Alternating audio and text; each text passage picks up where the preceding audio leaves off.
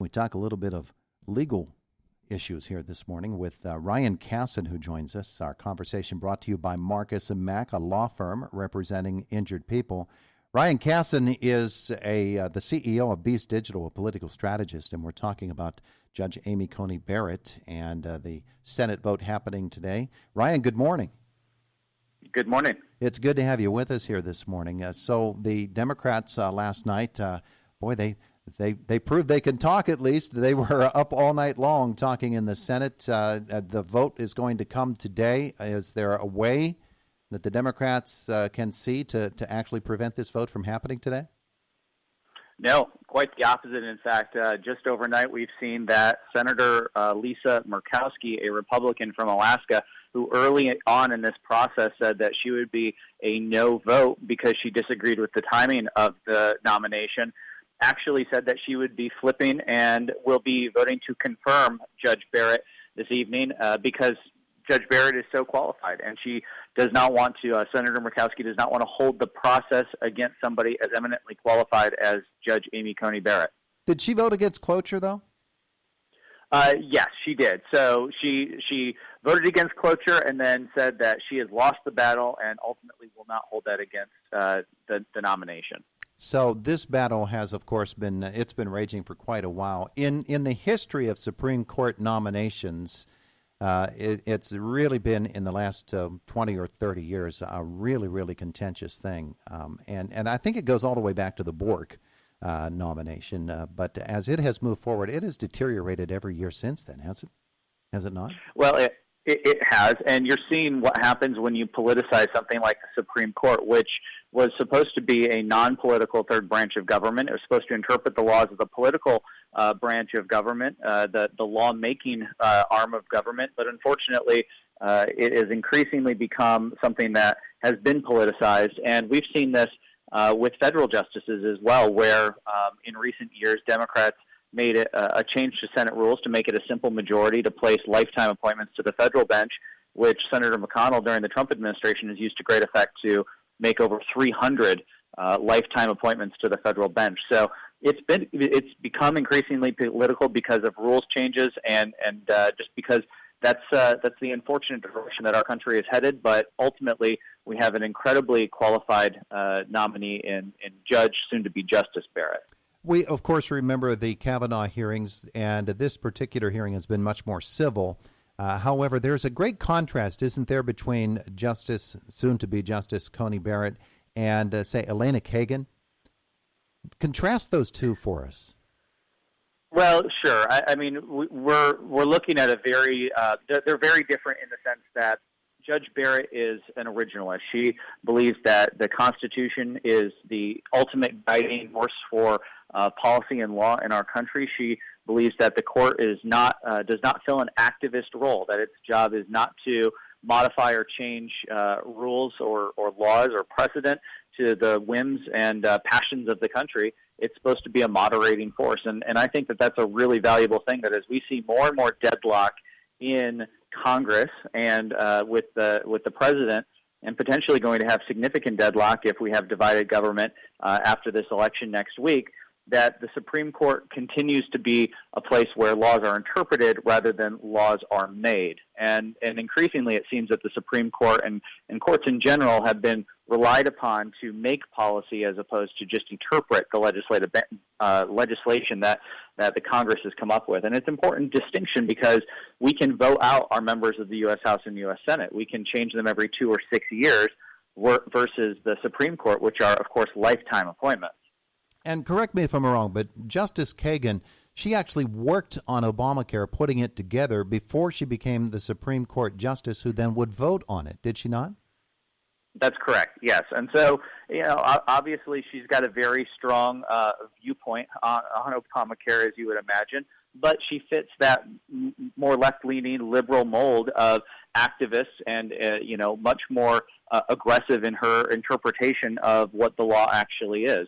It is an unfortunate shift in our courts, and particularly if Joe Biden executes on his court packing plan, we'll see, a lot of unrest as the courts become even more increasingly politicized. We've had 9 justices for over 150 years, and the Democrats, if they win, have promised that they will go and pack the Supreme Court with upwards of 11 or even 15 justices. I just thought it was interesting how Justice Kagan, with relative ease, got in despite that issue being out there, whereas it's been such a battle here with these 2 most recent nominations. So Judge Coney Barrett, of course, a disciple of Justice Scalia, whom we all love, just for his frankness and for his wit. And I'm sure Judge Coney Barrett is certainly someone who has learned at the foot of that tree for quite some time. What kind of a court will it be with her on it? Well, it will be a significant shift to a conservative majority, a 6-3 conservative majority on the court. And this is something that conservatives have been fighting literally decades for. And finally, with President Trump's nomination of Coney Barrett, we're going to see a significant shift to the conservative side. That she'll be, a reliable vote for conservatives just because of her heritage with coming up with Scalia. She's independent-minded. She's demonstrated that through the process, and I think it's why you see that now 51% of voters say they support the confirmation of Judge Barrett. That's a 14-point increase since the announcement was made, and it's the highest of any Supreme Court nominee that President Trump has made. So she's impressed the American people. She's certainly impressed her colleagues, and she's impressed the people who ultimately decide on this, the members of the Judiciary Committee and the U.S. Senate as a whole. Ryan Cassin is our guest this morning, political strategist and the CEO of Beast Digital. She was so impressive in those hearings, wasn't she? It's easy to see why she would win over so many people the way that she did, because she was spot on with every response. She was cool.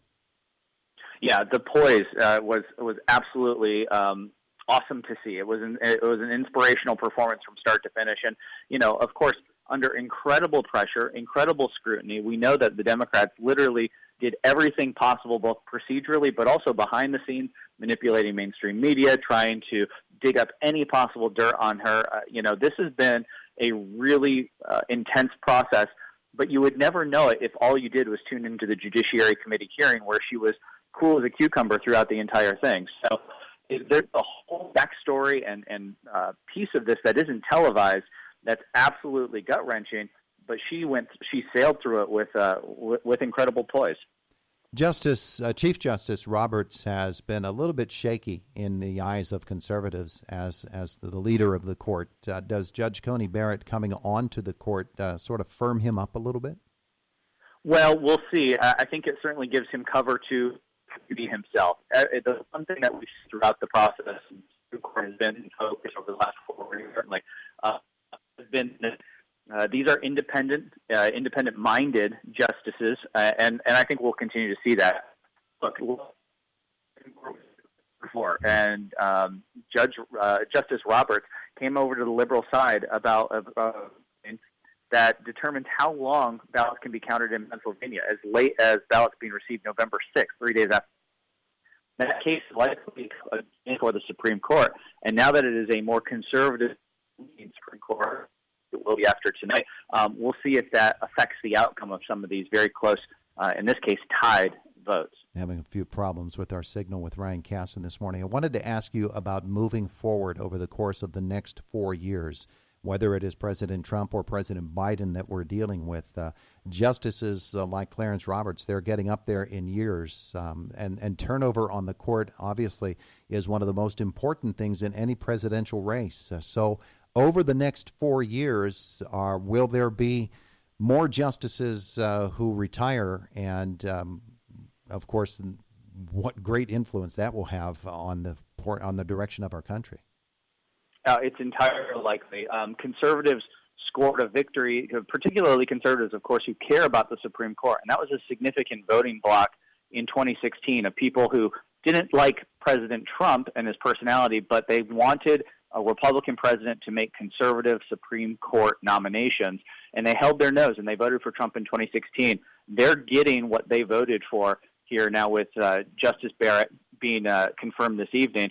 And the fact that Biden has said that he'll pack the Supreme Court, and people around him say that he'll pack the Supreme Court, I think those voters will come out again because it is such an important issue for a segment of very, very of conservatives who hold their nose. They don't like President Trump's style. They don't like it personally, maybe, but they see the good work that he's doing.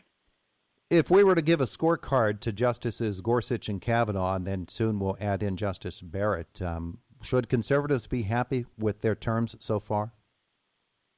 I think so. I think we're still early on in the game, top of the third.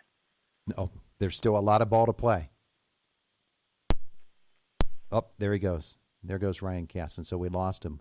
But some interesting conversation having to do with Judge Amy Coney Barrett, and we appreciate him being able to spend some time with us. Obviously, he was having a phone issue, but we do appreciate the conversation.